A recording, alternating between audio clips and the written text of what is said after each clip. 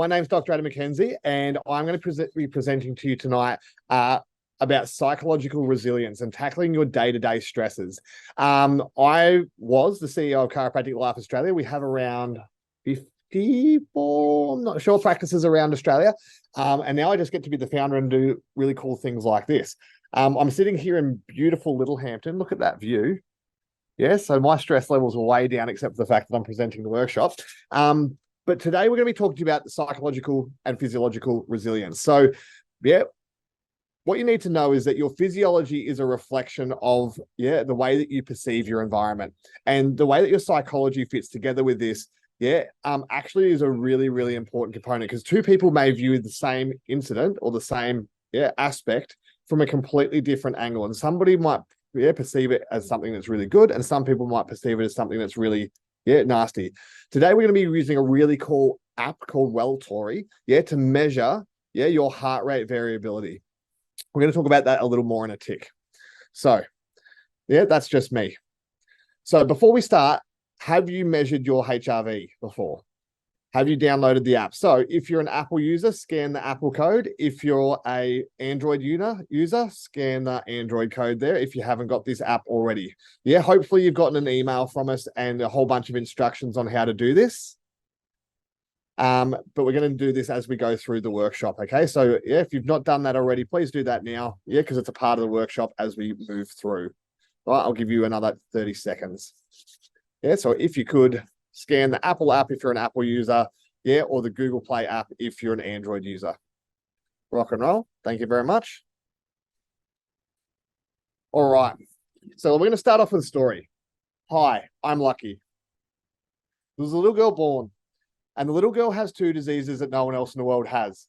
She has a skin disorder such that she has dry and cracked skin all over her body. You can see how many layers there are by how closed over her poor little eyes are. You can see how dehydrated she is by how swollen her lips are and her poor little tongue. You can see that she has massive cracks and fissures all over her body. You can fit a 50-cent piece inside of there. And they've got her wrapped in Glad Wrap to try and keep the moisture in. Little girl's struggling to survive. The little girl also has a blood disorder that no one else in the world has. She has less than 20 platelets. Now, this is 20 times 10 to the power 15. But we're going to call it, just 20, just to keep it simple. Okay? You guys have 200 to 250 platelets, times 10 to the power 15. If you have less than 20 platelets, you're considered clinically dead. It's game over. You're not going to survive. The little girl has less than 20 platelets on more than 24 occasions in the first 6 months of her life. And she has single-figure platelets on another 12 occasions. These are her poor little hands. And you can see how dry and cracked the skin is by how much it's pulling in on the ends of her poor little fingers. And you can see the massive lacerations here around her wrists, and that she has webbed fingers going on here. This is called syndactyly. And these are her poor little feet. And the doctors, they want to amputate her hands and feet. But the mother's like a lioness. She's like, you won't do that to my baby. She'll die intact. But amazingly, she survives. But she's like a kid in a bubble, because anytime she trips and falls, she's at risk of dying because she has such low platelets. And all the way through her early life, she's being rushed to the Royal Children's Hospital every week or two for a life-saving blood transfusion. Okay, and so you can see how padded the clothes are, and you can see the helmet. And you guys probably know kids of this age, and you know how often they trip and fall, as they're learning to walk. She survives a little more, and you can see that some of the skin on her body is starting to clear up, but still in the hot areas of her body, like around her eyes, under her arms, the soles of her hands and feet. There's still these massive areas of dry and cracked skin. And she survives a little more.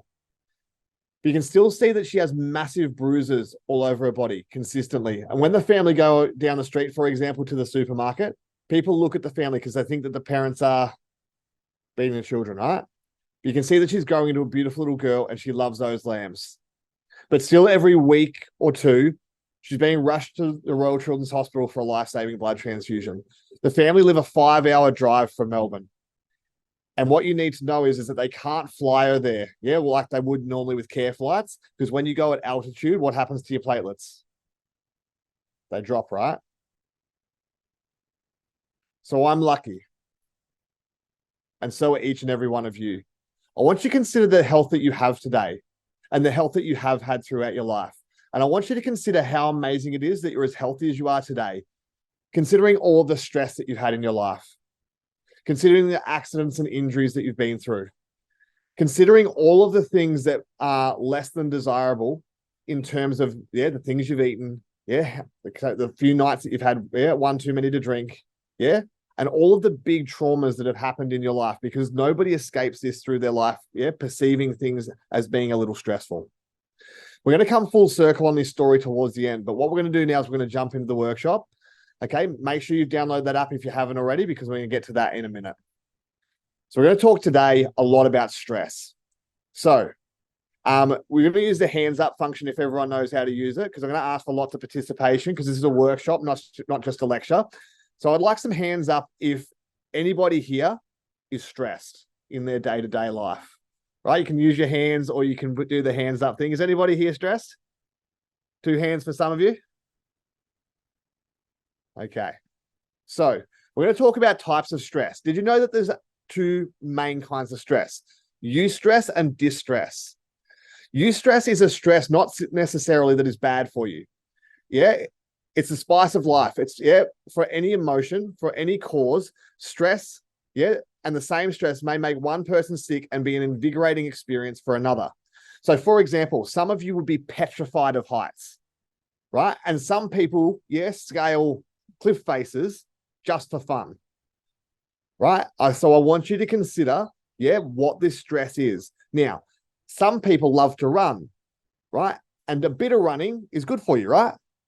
But then if some of you tried to run an ultra marathon right now, how would you cope? Would it be a good thing, or would it really break your body down? Because you ran so much. Okay. And so what happens is you have to have a little bit of stress and build on it slowly, and it builds your body up with time.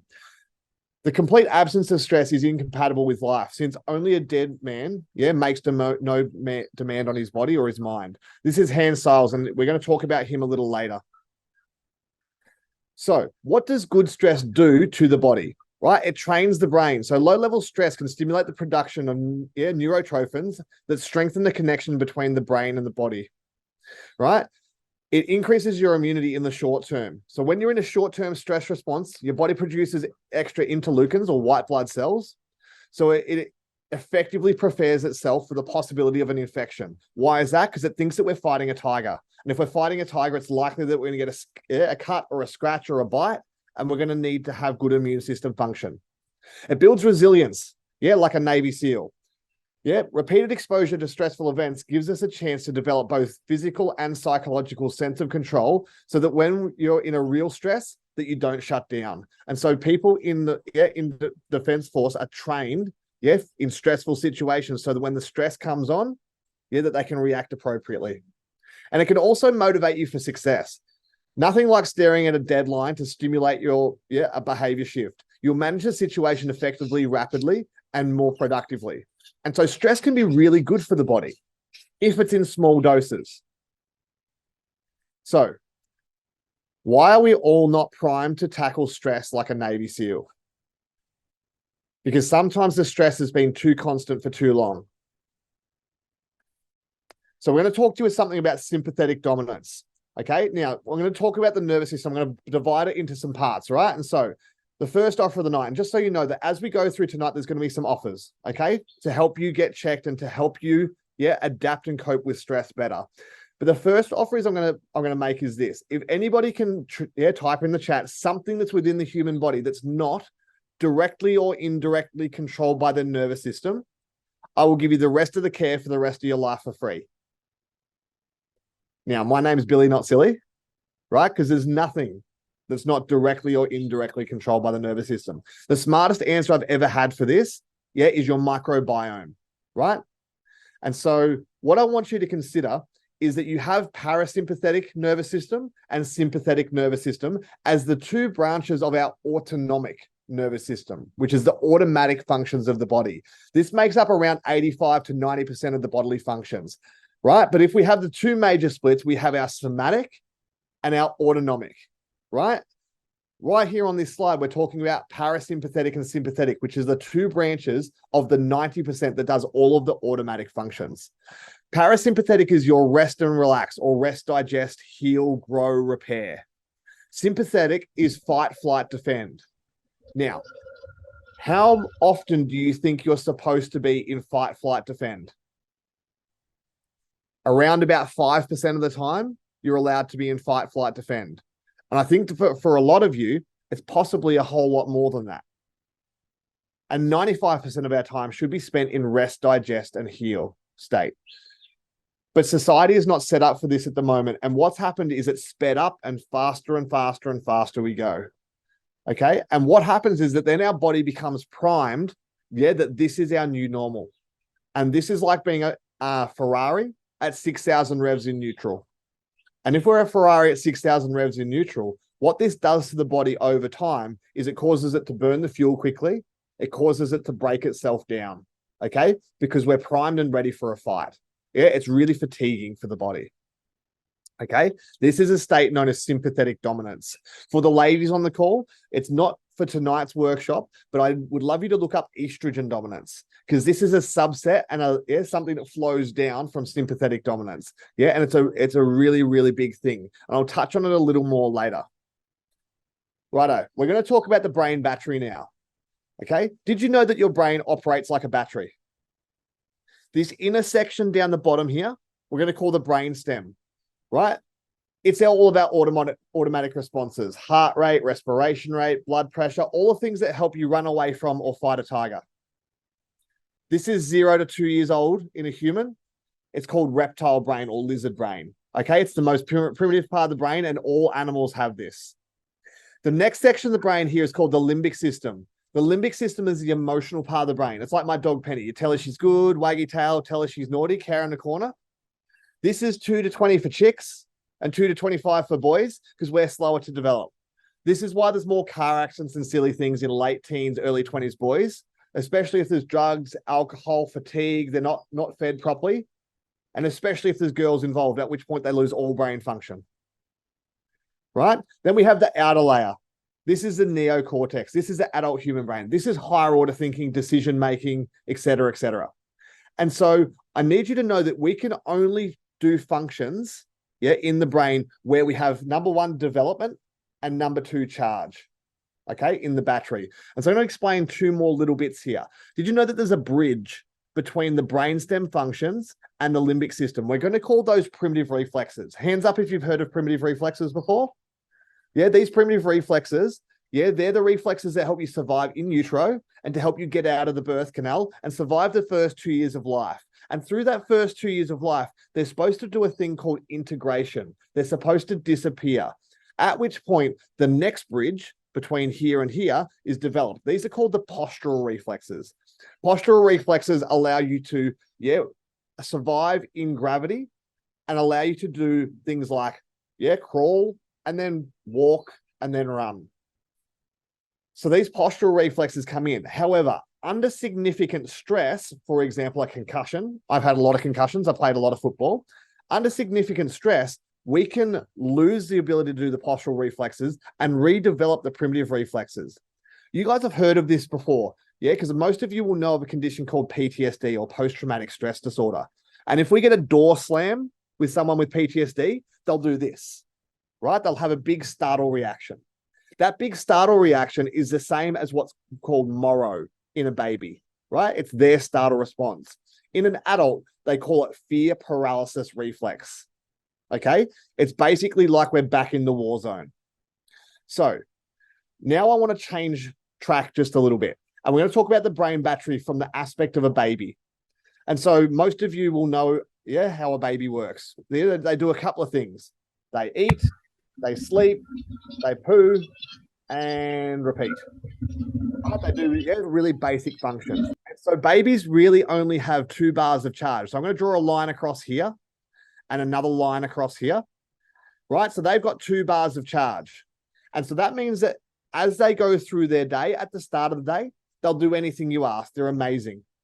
But very quickly, they need to be changed. Very quickly, they need to be comforted.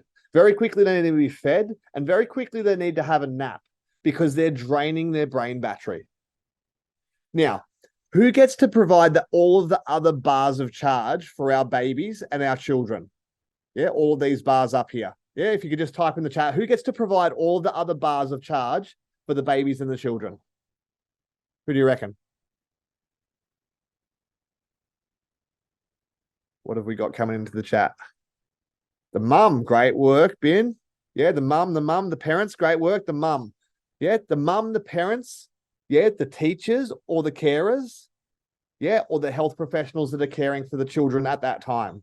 Right. And I want you to think of the brain battery just like a car battery. And we've got jumper leads. And those jumper leads are going on to the mum. Right. And the mum's providing charge for the baby. What does that do to mum's battery? Okay, you're starting to see it now. All right, perfect. So we're starting to drain mum's batteries. And by the end of the day, does mum have any batteries left? No deal. Okay, so before baby was born, mum and dad, yeah, they share charge and they hook onto each other's batteries and they're able to help regulate each other. Okay, so if you're down, yeah, your best mate or your partner, yeah, they'll pick you up. Yeah. Then baby turns up. And this is where some of the rub starts to come in families, because by the end of the day, yeah, mum, yeah, because she's been giving out all of her battery tickets. Yeah. She's been giving out all of the battery tickets, yeah, to the baby. Now, there's an interesting physiological phenomenon and psychological phenomenon that happens in men when they have a child. They feel like they have to work harder and provide more. Yeah. So basically they have to go hunting and produce, yeah, food, and they have to protect. And this is something that happens for them when the child turns up. And the mum's like, just stay at home with me. I want you to spend this special time with the baby. And the dad's like, I got to go and, yeah, make sure that I'm providing for my family. I've got to make sure I'm protecting my family. And so let's pretend that he's been at work and he's had a pretty rough day. He's been dealing with, some clowns at work. And so his batteries, because he's been sharing his jumper leads out with all the guys that he works with, his batteries gone which way? And so he comes home and he's seeking some charge from his partner. And he goes to, hook the jumper leads on her battery. And what's she saying? No deal. She's saying, just take it. I want to have 5 minutes so I can have a shower so I feel like a human. Right? This is really common. And this is where some of the rub comes in, because he's like, well, I've just spent all day providing. Don't you care and love for me? And she's like, I've just spent all day caring for our child. Don't you care and love for me? Right? I need you to know this brain battery is a very real thing. Right? And I'm going to explain it a little more a little later. Okay. But I need you to keep this concept, in vogue. So we're going to talk about different levels of stress. We've got hypo-stress, which is there's not enough stress. Yeah, we're inactive, we're understimulated, we're bored, we're not focusing really well. Yeah, we're dissatisfied. We have a lot of apathy. Okay. And we've got fairly low performance at this point. Yeah, then we've got some stress, but we're pretty laid back. We're slightly unfocused. Okay. Yeah, we're kind of like a surfer dude, right? We're pretty chill and nothing's really worrying us. Eustress, this is the optimum level of stress. We're motivated, we're energized, we're creative, we're focused, we're satisfied, we're in peak performance. Yeah, and where we hit this love heart, this is what we're going to call flow state. Yeah, who's heard of flow state? Yeah, I would love you to look up Stephen Coulter. Yeah, this is about achieving flow state. Now, if we have stress consistently too much for too long, we'll move into something called, additional stress buildup. Yeah. And this is where we get our acute stress response. Okay. This is like someone going, what? And you're like, oh, yeah. And so we're on edge. Yeah. Mentally and emotionally, we're preoccupied. Yeah. We're a little bit unavailable and we're a little bit fatigued and strained. So we've drained our brain battery. Right. And then if we move into level 5, we've moved into distress. Now we could break level 5 down a little bit more, and we will. Okay. But tonight I'm just going to talk to you about it in terms of sympathetic dominance, which we'll cover a little bit more. And we've already covered a touch. And then allostatic load. So allostasis, stasis means static, right? Allostasis. Who's heard of allopathy? Allopathy is the medical model, right? Allostasis is the development of symptoms and our body unable to readapt to cope with our environment. This is overload. This is crisis. This is exhaustion, burnout, breakdown, ill health, depression, apathy, anger, frustration, ineffectiveness, low self-esteem, sorrow and pain, panic and anxiety, and all of the physiological symptoms that come along with that. So let's have a look at those physiological symptoms. So what does bad stress do to our bodies? In the short term, we feel worried and nervous and we're unable to switch off, right? It's like there's a tiger in your bedroom. Our heart beats harder and faster to pump more blood, to our major muscles so we can run away from the tiger or so we can fight him. Our breath quickens to send more oxygen around the body because oxygen is important to produce energy, so that we can run away from the tiger or fight him. Tummy issues due to the rush of stress hormones. Okay, so basically when we have, a lot of stress, the blood flow to our tummy, all goes out to our arms and legs so we can run away, and we get a cascade of stress hormones. Our skin becomes more sensitive, and often dry and oily, right? And problems, between the sheets. Okay, so we might, start to have nocturnal enuresis, or bedwetting. We might start to have some more incontinence. We might start to have constipation or diarrhea. Okay, and it can go either way there. Muscles tense up as they're preparing to run, and for a fight. Okay, and this is the same with the muscles up in the top part of the body, right? So basically the head comes forward and we get a lot of tension across the shoulders and neck, right? It's firing of what's called the red nucleus, which we'll cover off a little more in a second. But the other thing that fires up is your hamstrings and your calves. And so anyone who's getting consistent restless legs or cramping in the legs at night, this is due to a consistent stress response. And I'll explain that a little more in a minute. Long term, we have tension, headaches, and migraines. We're going to start to develop mental health problems, okay? And we're going to talk in another one of our webinars, coming up, about the gut-brain axis, okay? About vagus nerve. And I'm going to cover vagus nerve a little today, but more in a further workshop. We can get serious heart problems over time, trouble with breathing, hyperventilation, and panic attacks, skin and hair conditions, acne, or alopecia. We can get an increased risk, of type 2 diabetes, stroke and heart attack, and fertility problems for both men and women. So there are three main types of stress, and I'm going to redefine stress for you. Stress is your body's inability to be able to adapt to cope with its environment. Stress is chemical, right? It's too much or not enough of something that's required, right? So too much of something that's toxic or not enough of something that's required. So toxicity or deficiency, right? Mental and emotional, too much of something that we don't want and not enough of something that we do need. Or physical, not enough movement or too much physical stress. So let's go with a chemical stress example, okay? In a study testing the umbilical cord blood in 10 infants chosen at random, from the Red Cross Volunteer National Cord Blood Collection Program, right, in Australia, there were 287 industrial strength chemicals found in the umbilical cord blood. 180 of these are known to cause cancer in human beings or animals. 217 are known as teratogens. They're toxic to the brain and nervous system. And 208 are known to cause birth defects. This is in umbilical cord blood. Now, I don't know about you, but I know that most mums that I take care of, they're trying to do everything they possibly can to be as clean and as healthy as they possibly can, when they're pregnant with that baby, right? They're doing everything they can. This is how toxic our environment is right now. Let me give you some examples, right?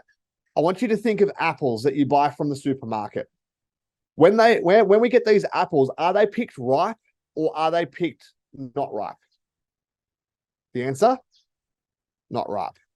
They put them in a shipping container, they snap freeze them, they laden them with chemicals, right? When they want to use them, they take them out, they pump gas into the shipping container, more chemicals, and then they wax them, and then they stack them up all pretty on the supermarket shelf. And we would perceive the apple as healthy. True? So if you, a bit like, oh, I don't know about that. I'm not sure, Adam. What I'd love you to do is get an apple, put it in your sink with some water and put some vinegar in there and leave it there overnight. And in the morning, look at the chemical shitstorm that's on the top of the water. Okay? Do a little test. Don't just believe me. Try it. Okay? I want you to consider all of the chemicals that are in our environment. And then I want you to consider what our food is like. I want you to go back, right, all the way back to when you were a kid. How many items were there on the supermarket shelf? Not nearly as many as today. Was everything in a packet and a jar? Or were there things that were, very close to a paddock to plate? Were there a whole bunch of things that were grown in your local community? Yeah, that ended up on the supermarket shelf. Yeah. We used to have a butcher. We used to have a baker. We used to have a greengrocer. Yeah. We don't have any of those things generally. Now they're all a part of the big chain supermarkets. Okay. I need you to really consider that. So chemical stress, right? The other thing I need you to know is the other major chemical stress for humans is being chronically undernourished. So there's a really good documentary, that I'm going to recommend to everyone, and Ash might put a link up in the chat for us. It's called Overfed and Undernourished. It's a really good documentary because a lot of people who have chronic metabolism issues, and when I say metabolism, I need you to think, right? I need you to think production of energy of cells, right? I need you to not think weight. I need you to think of production of energy to be healthy for your cells. Most people are chronically undernourished because they're not getting enough micronutrients. This is akin to having all of the macronutrients, right? All of the carbohydrates, protein, fats, right, that your body needs, and we're stacking them up, right? These are like the wood to build a house, the tin, the gyprock, the bricks, all of the big things. But we've got no nuts and screws and nails to put the house together. We're missing the micronutrients. And so therefore we store all of the big macros. Okay. So we're overfed and undernourished. Mental stress, right? Being number 2. Do you know that 43% of Aussies have experienced anxiety, depression, or substance abuse, or all 3 of these major problems in their lifetime? Do you need to know that 73% of people consistently experience psychological symptoms caused by stress? 77% of people consistently experience physical symptoms or physiological symptoms caused by stress in this country. That's 7 out of 10 people on this call. That's a lot of people, right?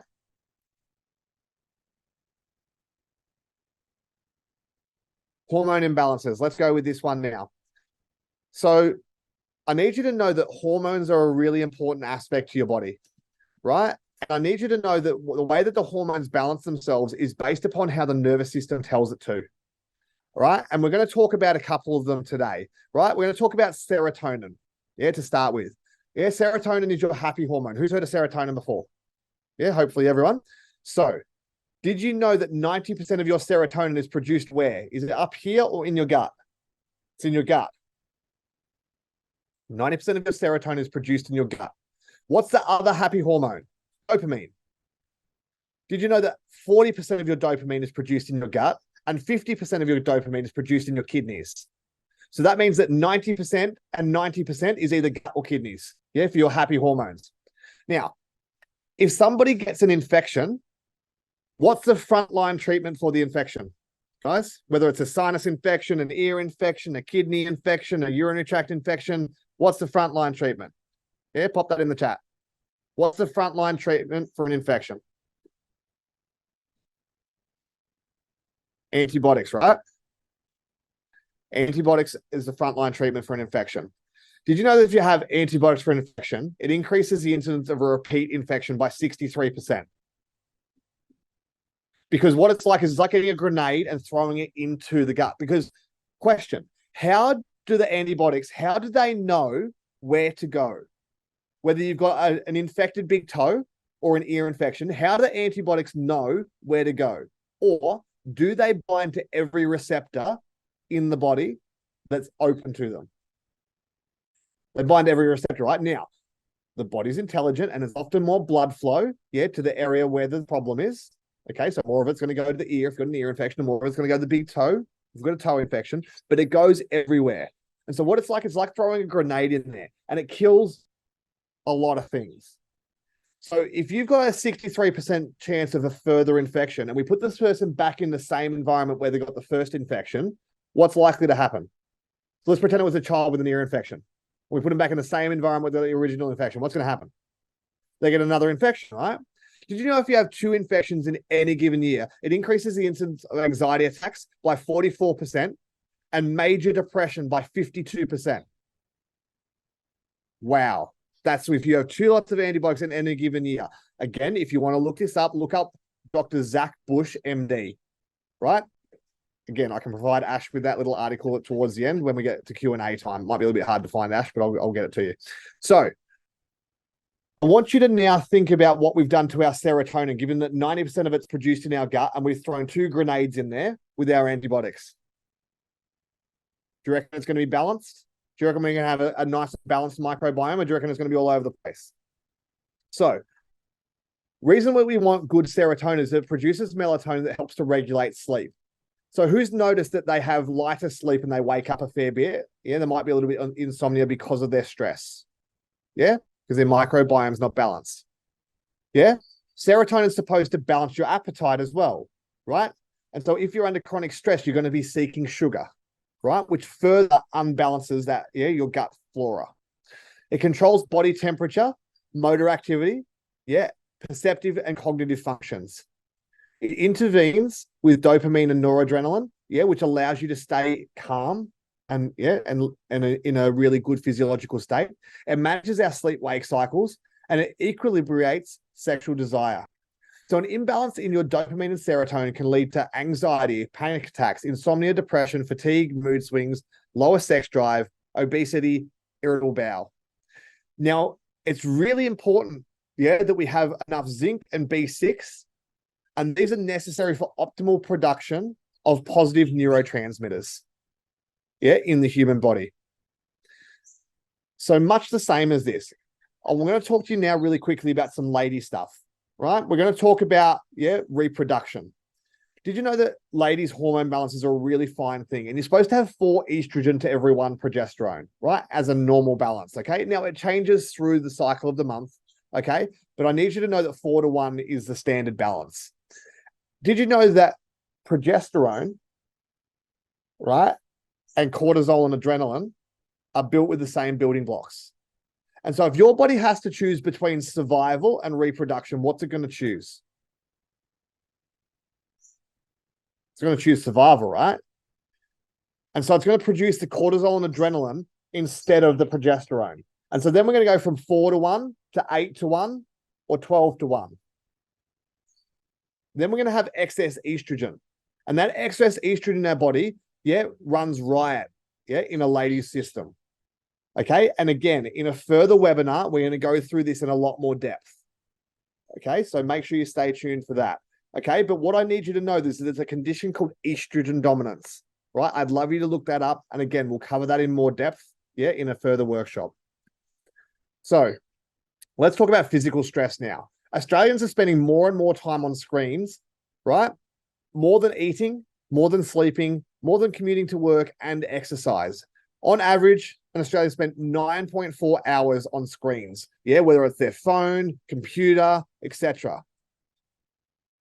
There's only an average of 8.6 hours of work and play combined. And then 7.3 hours of sleep. Over a year, that's 143 days in front of a screen per year. That's crazy. Did you know the light coming out of your screen is blue light? Did you know that they did a study, with people, and they put a light globe behind the person's knee, and they covered it all up with black tape so you couldn't see what color the light was. And every time they switch it on, the body went into a massive stress response. What color was the light? It was blue, right? They changed the light globe, to a different color. And every time they switch it on, the body went into a rest, digest, and heal response. What color was the light? The light was red. Now, where do you think we would get our red light, in the natural environment? Where would we get our red light spectrum?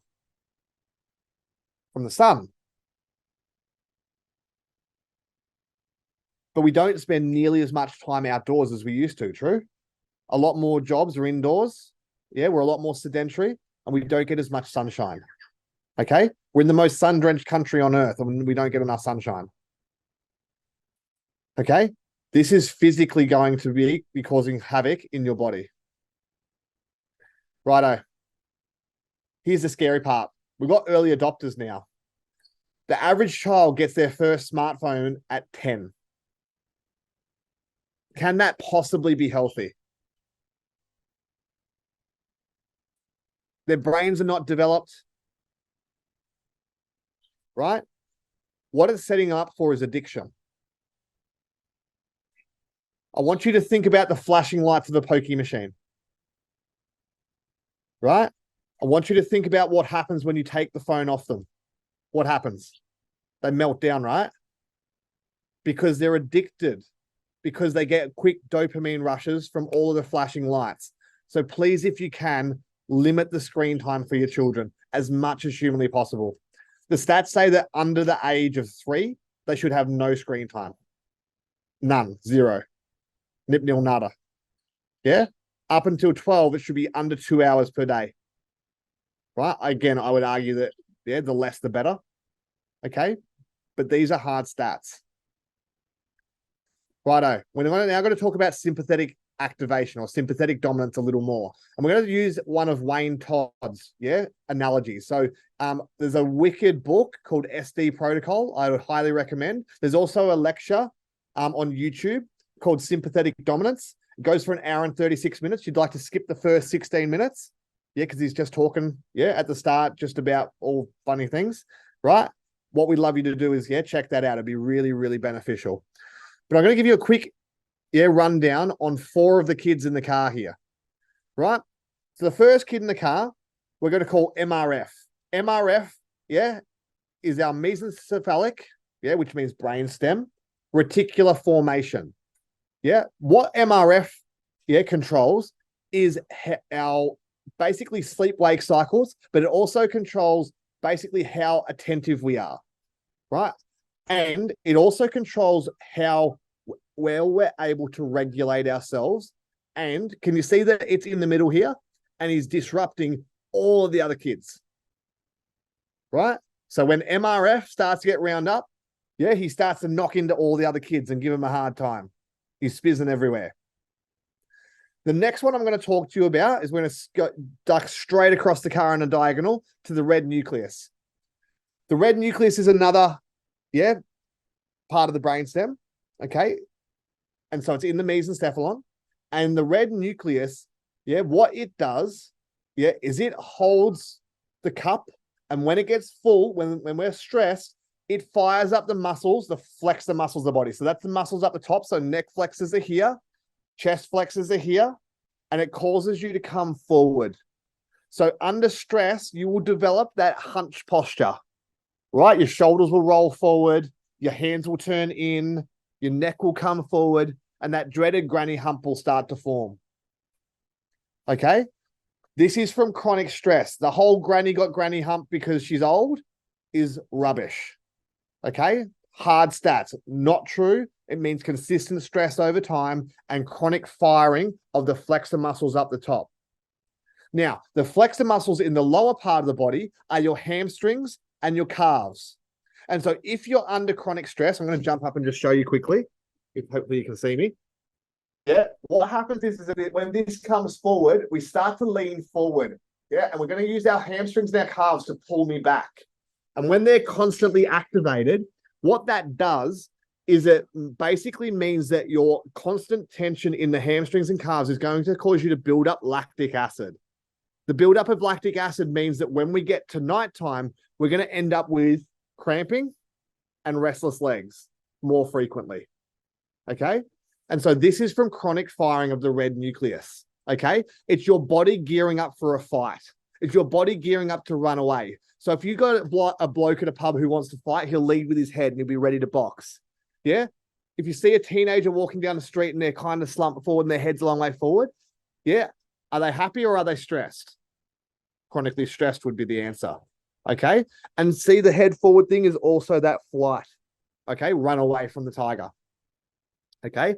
So that's the red nucleus. And I need you to know that being in this posture forward, at a computer all day, that fires the stress response and drives it forward. So, the red nucleus, has feed forward action, right? If you're in the position, it will cause a stress response. If you're in stress response, it will further cause that posture. So it's a roll forward action. Awesome. The next two are the fun ones, okay? Or not so fun for some people. We're going to talk now about the inferior colliculus. Who hates the person that clicks their pen? Yeah, if they're at a lecture and you just want to stab them.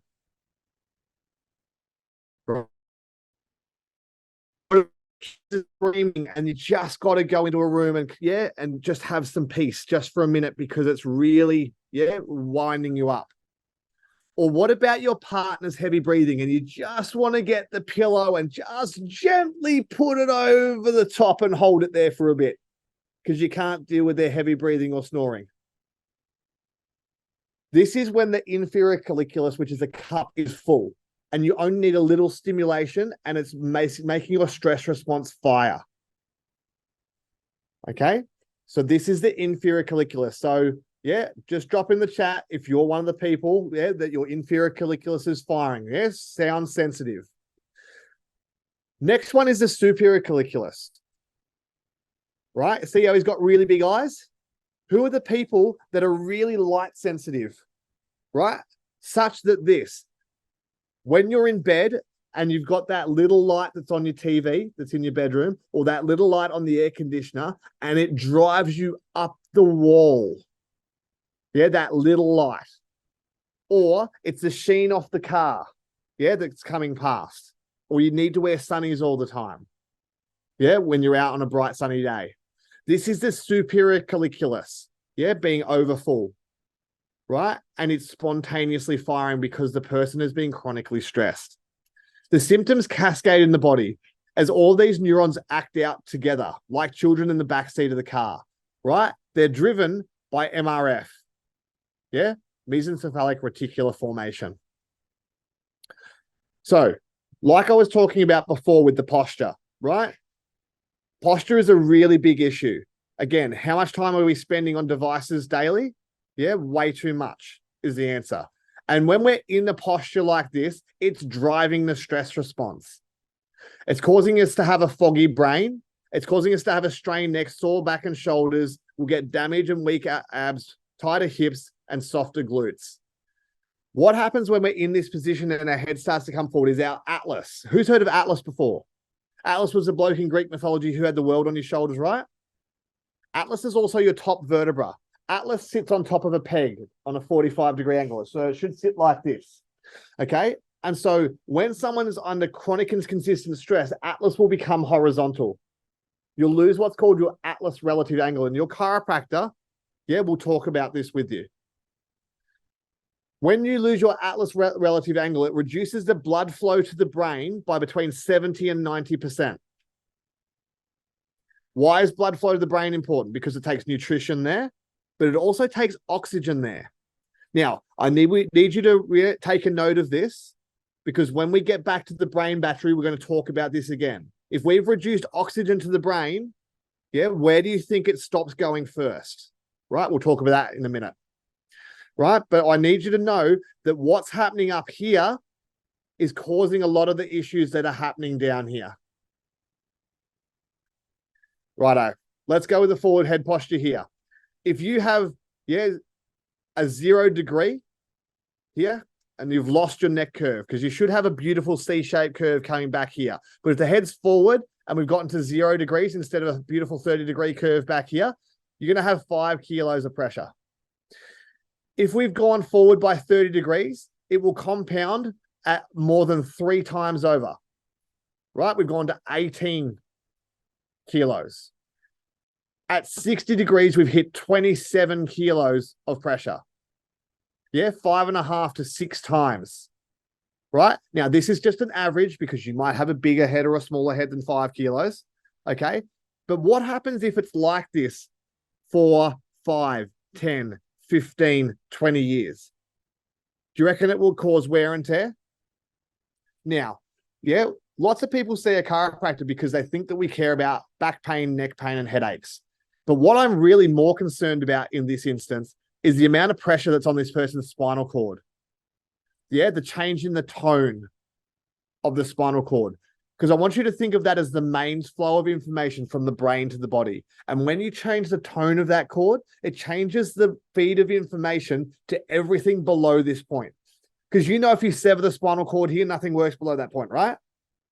What do you think happens if we interfere with the flow here? It's going to reduce the coherent function of everything below this point. So people with chronic stress can get stuck in a fight-flight mode, which can lead to back pain and neck pain, headaches, gastrointestinal disorders, mitral valve prolapses, so heart issues, hypertension, peptic ulcers, diabetes, angina, thyroid dysfunction, respiratory disorders, and metabolic disorders. Thyroid dysfunction and metabolic disorders, these go together, and they're really frequently associated with that estrogen dominance we were talking about earlier in ladies. So what we're going to do now, guys, is we're going to do a group exercise. I hope everyone's got their app, ready to rock and roll. And so what you're going to do, I'm going to stop screen sharing just for a second, is we're going to, I'll do the exercise first. What we're going to do is I want you to think about something that's really stressing you out at the moment. And I want you to close your eyes, and I want you to really think about it. I want you to let yourself really worry about it. Get really stressed. Okay? And I promise we're doing this for a reason. If you can't immediately think of something, I'd love you to jump up, and I want you to do, 20 to 30 star jumps. I want you to get your heart rate right up. Okay, so can you think of something that's really stressing you, and think about why it's stressing you and all the problems associated with that? And what should happen is your heart rate will start to go up. And the reason we're looking for this is we're looking for this to test your heart rate variability, your ability to be able to bring your heart rate back to norms.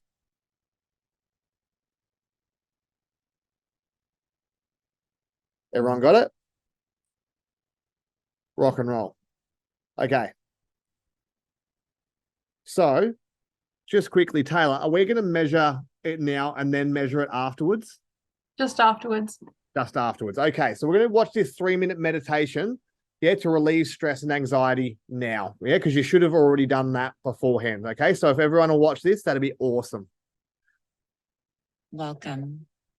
I'm so glad that you're here, and I'm going to be sharing with you 3 simple steps to help return you to a state of ease and calm. So the first step is to simply take a few deeper breaths in and out, allowing the breath to begin to downregulate your nervous system, to start to ease your physiology, letting the breath soothe you. And see if you can inhale through your nose and then exhale through the mouth with a sigh, just releasing any stress or tension. Inhaling, oxygenating the body, bringing in fresh air and life. Exhaling, releasing, letting go. That's the first step.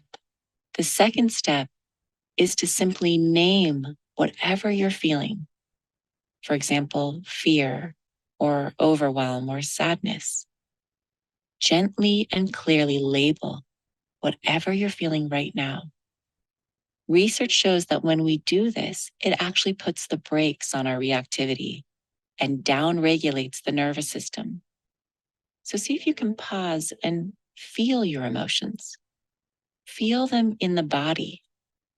What are the physical sensations? For example, when I feel sadness, I feel a tightening in my throat, or I feel fear as a contraction in my belly. Can you be curious about what you're feeling and simply label it? Remember, even though an emotion can feel overwhelming, the sensation in your body will only last 30 to 90 seconds. Emotions rise up and pass away, just like waves in the ocean. Good. The third and final step is to offer yourself kindness right now while you're struggling. The same kindness you would offer a dear friend who was struggling. I know this can be a bit tough at times, but see if you can just bring 5% more kindness to yourself. In fact, try placing your hand on your heart. This gesture of self-care releases oxytocin, a hormone that helps soothe our physiology. Again, offering yourself kindness just as you would a dear friend or a young child. This is a practice. It doesn't have to be perfect. Know that right now you're carving out neural pathways of calm and clarity. You are gently returning yourself to a state of ease. So take a moment and just receive the benefits of this brief practice.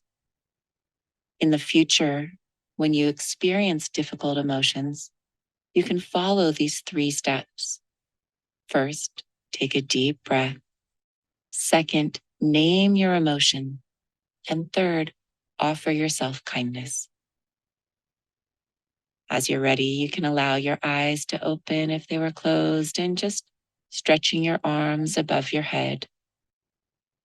Notice how you feel now compared to when we began, and trust that the seeds you are planting will continue to grow. Brilliant. Awesome. Full screen sharing properly. Okay. I feel like I've stuffed this up somehow. All right.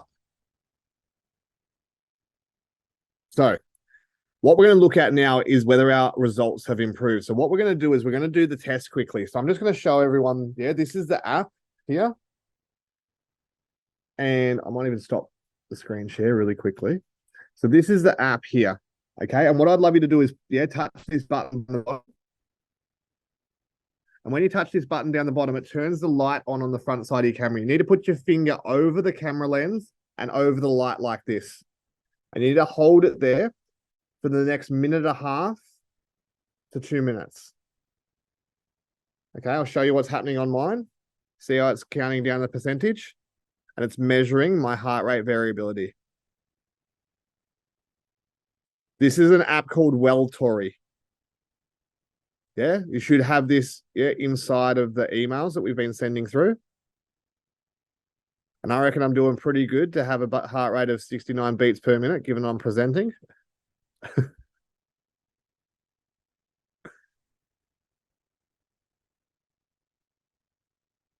So you can see it's working its way through. We're at 50% now.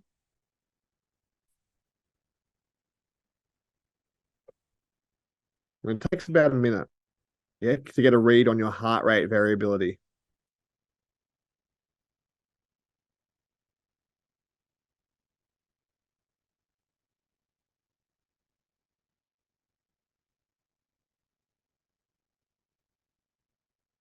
%78.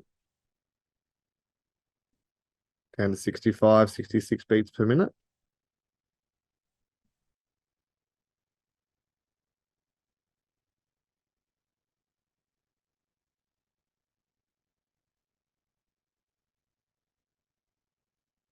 Cool. And then it's going to show you the complete one. And then on there, then you can hit see my results. Right. And then it'll take you to the fact sheets and everything inside of your results there. Yeah. So I'm going to give everyone 30 seconds to just have a look at their results.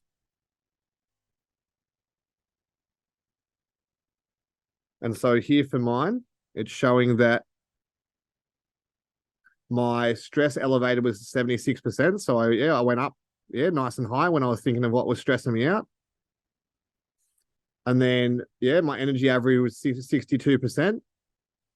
But my, healthy, stable, is at 90%. On the far left there. So, even though I've got a fair bit on, I'm able to maintain a fairly good, practice of gratitude, meditation. Probably could do some more exercise if I'm honest. So I hope that was helpful. We're going to come back to our screen share now. Perfect. So you need to get a baseline, for your HRV. And it's dependent on on your age, gender, and lifestyle. It can be anywhere between 20 and 200. HRV is best measured twice daily and best understanding, your personal HRV. Are you close in your age range? So have a look at the little poster over here, or a little picture over here, and look at where you could or should be. Okay, so I'm 33. So that means that I should sit in here in the 45 to 50 range. Okay. Yeah, so just have a little look there about where you are. Perfect. So next thing I'm going to introduce to you is polyvagal theory. Now, this book's a little bit of heavy reading, okay, but we're going to be talking to you in another webinar about vagus nerve. Vagus nerve is cranial nerve 10. We've talked about the brainstem a fair bit, but cranial nerve 10 is your gut-brain axis, okay? And so this is where you get the neurophysiological foundations of emotions, attachment, communication, and self-regulation. And so, given that we're talking today about the physiological responses to stress, okay, or physiological adaptation, what we want to be doing is we want to be knowing how to self-regulate as best we can. Okay, when your nervous system is wound up, we want to be able to bring it down as best we can. Okay, and so this is a really good book for this. It's a little bit a heavier read, okay, but it's really, really cool. And so as a part of it, we want you to understand your nervous system. And this is the 3 parts of the vagus nerve. Right? If we're ventral vagal, we feel connected to the greater world. Okay. This is you in your relaxed response. Sympathetic is, middle vagal, right? This is danger. This is your fight flight response. Dorsal vagal is I can't cope. I'm collapsed and I'm shutting down. Okay. The vagus nerve is the other main nerve that goes down and supplies all the organ systems of the body. That's not, actually the spinal cord proper. Okay. Here's where polyvagal theory comes in, okay? So where we want to be is this nice, even rhythm down here, okay? This is where we're at ventral vagal. Social engagement, right? We're down here and we're doing really, really, really well, okay? In here, right, this is when we're stressed, right? We're in sympathetic dominant state. Then up the top here, right, this is when we're at fight, flight, freeze, okay? And then we can get deactivation of it over here. So when we look over to the right, when we got parasympathetic nervous system function, we have digestion, intestinal motility, resistance to infection, immune system's working well, we're resting and recuperating well, our circulation's great, and our non-vital organs are able to work at 100%. Oxytocin's being flushed around the body and it's doing really well, and we have the ability to relate and connect, and it decreases our defensive responses. Most people understand and get this sympathetic one, right? This is the stress response. And you go, This is when you're in acute stress response. This one up here is when our body then says, I've had too much stress for too long. This is when we hit sympathetic dominance. This is when we start to store our food. This is when we start to go into type 2 diabetes. This is when we start to have heart disease. This is when we're starting to look at cancer, right? Because our body is shutting down. It doesn't know what to do. It can't cope with the stress. It's kind of like changing down gears. We can't stay at 6,000 revs in neutral, or 6,000 revs in first gear. We have to change gears because otherwise we're going to burn the body out. So the nervous system controls and coordinates the entire body. There are 2 parts of the autonomic nervous system, the sympathetic and the parasympathetic nervous system. The sympathetic nervous system is fight, flight, defend. Parasympathetic is rest, digest, and heal. Effectively, they work together to manage how the body works and responds to stress. So parasympathetic is that rest, relax system. Sympathetic, is rest, is fight and flight. So when rest is dominant, this is preferred. We're able to rest, relax, and reproduce. It increases digestion, balances our hormones, sleep, cell regeneration, and muscle relaxation. When fight is dominant, we're increasing our blood pressure, our stress hormones are active, we have more pain, we have more inflammation, and we have tight muscles. So, fight, flight. When your spine is out of alignment, your nervous system input is affected. This is called disafferentation, or a lack of correct afferentation. This limits your body's ability to effectively manage your stress, aka the tiger stays in your bedroom. So if we had a tiger in your bedroom, yeah, what would happen? If your body had to choose between surviving the tiger and reproduction, what would your body choose? It'd choose survival, right?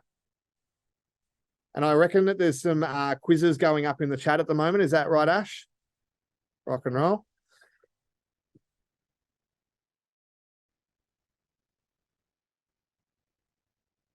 The next one is, if a tiger was in your room, do you reckon your body would choose survival or proper digestion? Again, there's things, there's little quizzes going up in the chat right now, to help you, understand this for yourselves.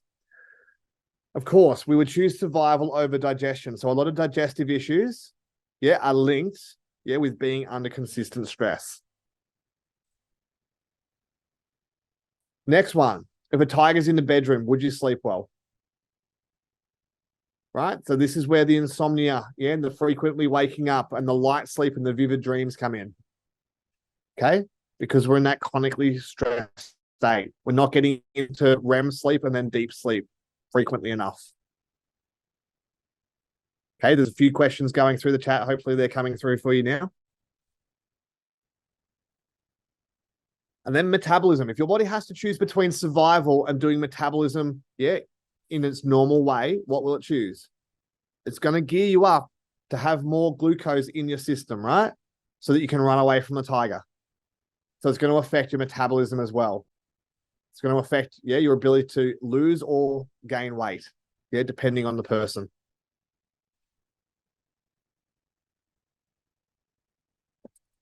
If your body has to choose between survival and immune system function, what does it choose? So in the short term, we get a spike in immune system function, but then it plummets, after that. And again, your body will always choose to survive first. Okay, hope you're answering those little quiz questions, and there's will be some answers coming through for you later. So, subluxation is the word that we're going to teach you today if you've not heard it before. Subluxation is the chiropractor's word for nerve interference.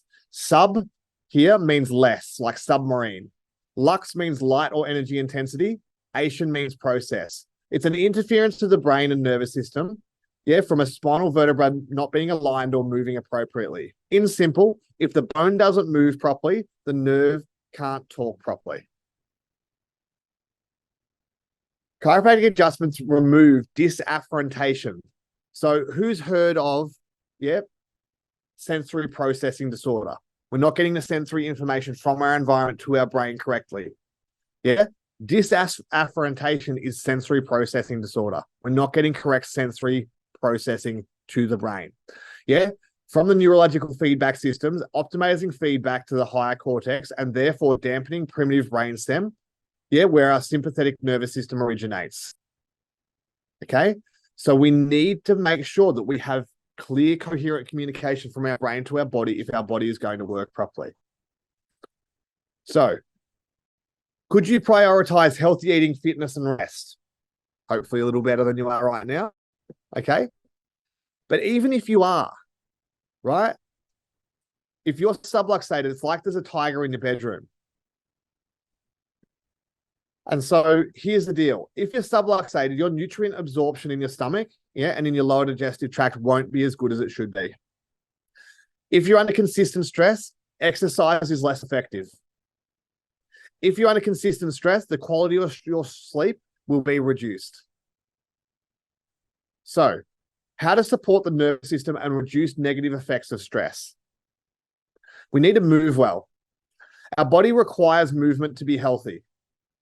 So, point one, I need you to walk for at least 30 minutes per day, every day, and I need you to swing your arms, and I need you to really go for it, right? This is not a gentle walk. This is going for it. Okay? If you do this, you will move every joint within your body. It's vitally important. Point number two, I'd like you to get at least 20 minutes, ideally 30, of vigorous level intensity exercise at least 3 times a week. Your heart rate's got to go up. This is when you sweat, right? This is vitally important for a healthy human. I need you to make sure that you have correct alignment of your spine. I need you to make sure that there's none of this misalignment, because the brain requires proper feedback through proper alignment and movement in order to deliver the right information to all of the muscle, organs, and tissues, right? If it can't move properly, it won't talk properly. If you're experiencing pain, right, only 10% of the nerve fibers, right, are somatic or pain producing. 90% of them are autonomic. And so if you've got problems with the 10%, you better believe you've got some issues with that 90% as well. Eat well. We'd love you to eat all the colors of the rainbow. All right. And that doesn't mean Fruit Loops, and it doesn't mean roll-ups. It doesn't mean, your chocolate with all the little, Smarties in it. Right. It means natural food. Okay. And we want the food to be as close as possible from paddock to plate, ocean to plate. Yeah. Off the tree, out of the ground. Okay. There's an energetic value to food, not just a nutritional value to the food. I'd love you to not microwave your food if possible, right? If you need to look it up, look it up. There's lots of randomized control trials on this. Yeah. It really reduces nutritional value, and it really reduces, the energetic value of the food to you if you microwave it. And please don't microwave the baby's milk. Please don't do that. Okay, really important. Your nervous system needs nutrients as well, right? We need lots of good fats. Did you know that every one of the 37 trillion cells in your body has an outer layer made of phospholipids? Who knows what lipids are? Lipids are fats, right? So every one of your cells has an outer layer made of good fats. So avocados are made of fat, coconut oil, dark chocolate. We want you to have vegetables as well, lots of them. And we want you to be limiting your processed foods. Let's come back to the fats. The outer covering of all of your nerves, the myelin sheath, is made of fat. A lot of your hormones, ladies, are made of fat. 70% of your brain is made of fat. But you've all been told these, I'm going to go with lies. The whole low fat, no fat sort of thing, because there was a war between fat and sugar won. Because sugar produces this thing called bliss point, and there's a whole industry based around it. Okay? If you haven't watched before, and Ash again might pop this one in the chat, there's a documentary called That Sugar Film. That Sugar Film, okay? And you really should have your children watch this, because you want them to understand. You want them to be making the good choices for themselves. The next one is think well. What chance does this poor little fella have of staying nice and smiley if he's surrounded by these guys? A really famous quote is that you're the average of the 5 people you spend the most time with, so choose your friends carefully. So I'd love you to make sure that you're surrounding yourself with happy, vibrant, and positive people. I'd love you to, reflect back to earlier in the workshop where we talked about antibiotics. And I'd love you to try and avoid those where you can, right? And seek out a naturopath, seek out a homeopath, seek out your chiropractor telling you that you can use garlic and onion juice or oregano oil or something else that will allow your body to be healthy without the drugs. And then last but not least, I want you to practice gratitude. If you practice gratitude morning and or night, or both ideally, you could be grateful for sunshine. You could be grateful to have food to eat. Gratitude grows the part of the brain that makes you happy. Right? We'd love you to be practicing gratitude consistently. You're not controlled by your genes, you're controlled by your beliefs. Change your thoughts and change your world. Again, we'll cover Bruce Lipton. We're going to cover epigenetics in another deeper level of depth, right? In another one of the workshops. Okay, so make sure you get along. Make sure you're inviting your friends and your family along, because my true belief is that education is the key to health, right? What we want to do is want to make sure that we're getting the Australian community, right, as educated as we possibly can around health, right? And where health truly comes from the inside out. Then we want you to function well. I'm going to tell you a couple of stories around functioning well. I want you to meet Katie. This is Katie's original x-rays over here. Can you see what's wrong with the x-ray? There's no curve. Katie, had a high level position, right, in a pub, right? She was the manager. And this was in Darwin. So Katie had a lot of stress because up in Darwin, yeah, there's a lot of people go to the pub, there's a lot of pokies, and there's a lot of fighting, right? And so Katie, yeah, started off as just a normal bar manager, and over about a 5-year period, she got to the point where she was managing the pub. And what happened was that she started to develop stomach issues. Yeah, her skin started to go out of control. Yeah, she started, yeah, and then at a certain point, she lost her cycle, and she'd met a fella, and they decided that they wanted to have a baby. Do you think that they could get pregnant? She didn't have a cycle anymore. So what happened with Katie is that she didn't know that chiropractic could help with this. And I was a good friend of hers, and I used to run most nights.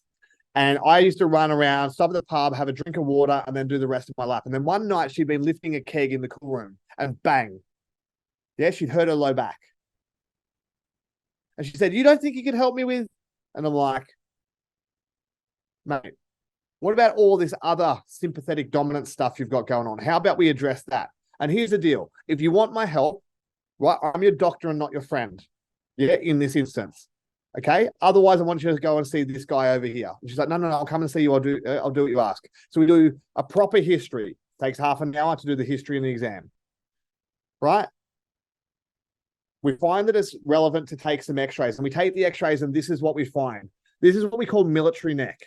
The head's a long way too far forward. And see that atlas? It's wicked horizontal. This has reduced the blood flow to Katie's brain. So the recommendation for Katie is that we adjust her 3 times a week over a 12-week period. Yeah, to help restore the correct biomechanical motion and get correct coherent communication from her brain to her body. This is an initial trial of care to see what could change. 12 weeks later, yeah, here's where we're at. And what we've got is a beautiful curve, yeah, coming back into the neck. When we get to this comparative report, Katie's sitting in the room crying. Because what we do on the initial consults is we always get the goals of people, because generally the goals for people is not to reduce their pain, right? Yes, they want their pain gone, but that's not why they came in. They came in because the pains of the things that they were stopped doing in their life because of the pain that they were experiencing. Katie's main pain, she couldn't get pregnant. What do you think happened on her comparative exam? She'd had her cycle 4 weeks earlier for the first time, and she's pregnant. This is an amazing result. Can we promise to help people be pregnant? No. But does it make sense if the body is moving back into its parasympathetic nervous system and being able to rest, digest, and heal a lot better, that the body will be a whole lot healthier? Cool. So how to test your nervous system for dysfunction. We need to look at the range of motion. We need to do palpation. Yeah, we do posture scans, neurological testing, and x-rays if clinically indicated. How do chiropractors help? We want to find the underlying cause of the problem. We need to support your nervous system with adjustments specific to you and give you a proper care plan with the right exercises, the right things that you need to do to help yourself, any traction that's required to actually achieve a corrective result that we can guarantee. Remember the little girl before? She grew up, and they did more than 20 operations on her hands so that she could use them. She graduated with a bachelor's degree and then a master's degree, and she just so happens to have the same surname as me.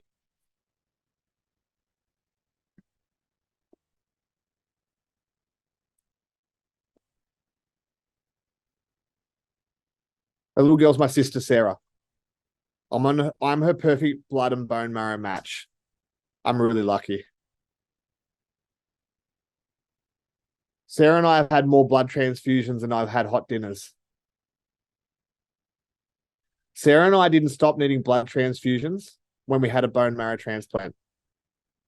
Sarah and I stopped needing blood transfusions when she started getting adjusted. And I can't explain how that works to you.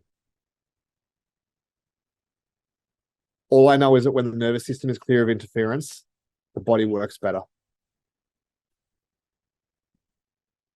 Sarah played the piano for my wife and I for our first dance song at our wedding. She learned to play the piano for rehab when she had all the operations on her hands. You can see that she doesn't have webbed fingers anymore. She plays and sings like an angel.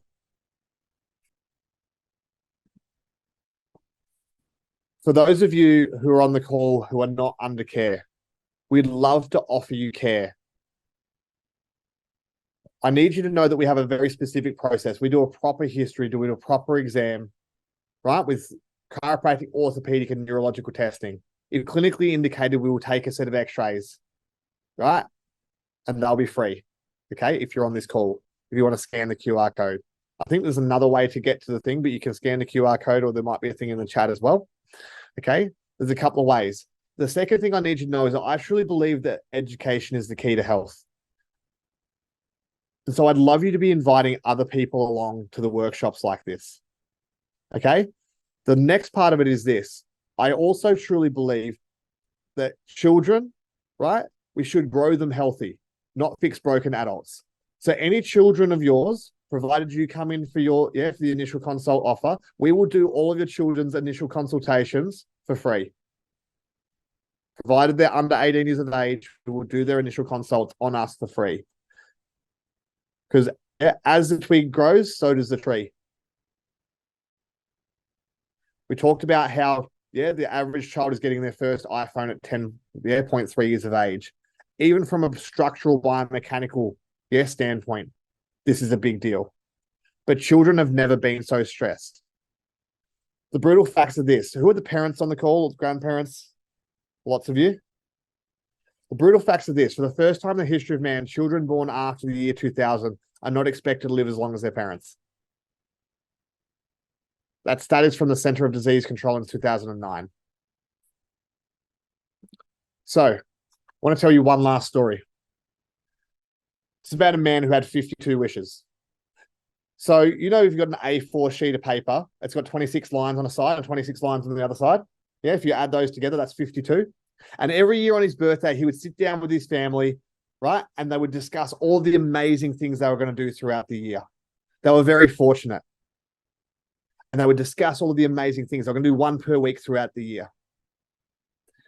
And then one year on his birthday, he came out and he had a little sticky note in his pocket, like this one. And he sat, kind of crestfallen, holding the sticky note. The man had one wish. Do you know what he wished for? He wished he had his health back. The man who has his health has 1,000 wishes. Man who doesn't have his health has but one wish.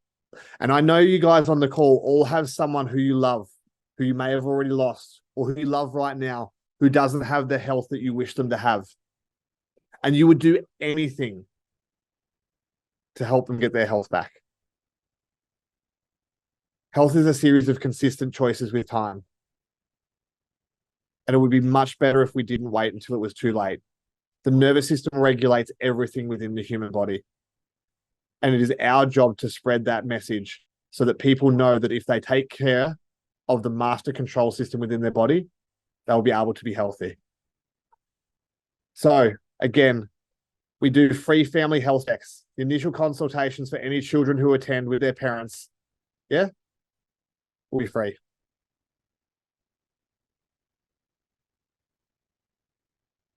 So I'd love you to join us next month. Next month is about fixing your form, to perform, right? This is about, being physically active, right? Whether you love your sport, whether you love your gym, right? If you're not in the gym, if you're not playing sport, and if you're not active, even more important. We're going to talk about how being physically active, right, improves cognitive function, increases physical function.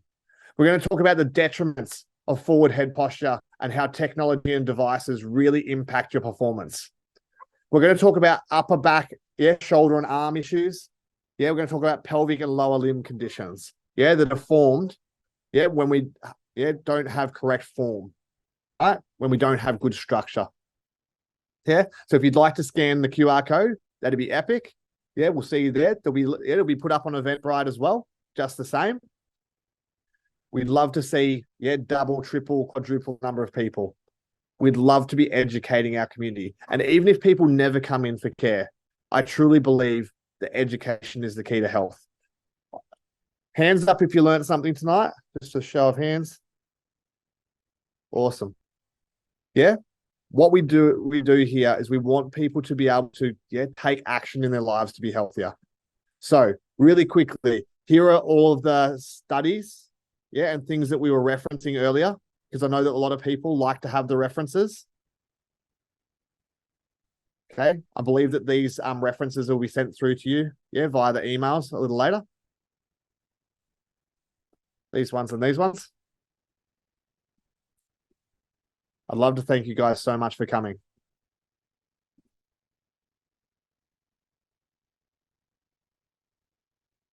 What we're going to do is we're going to open it up. We've got 9 minutes for questions. Anybody, anything, anywhere. I think those hands up are, we learned something. But if anybody has a question, if you could pop your hand up, that'd be epic, and we'll throw to you. If not, you're welcome to type it in the chat. Or, if you're already off, have a lovely night. Thank you so much for coming. And we can't wait to see you next month.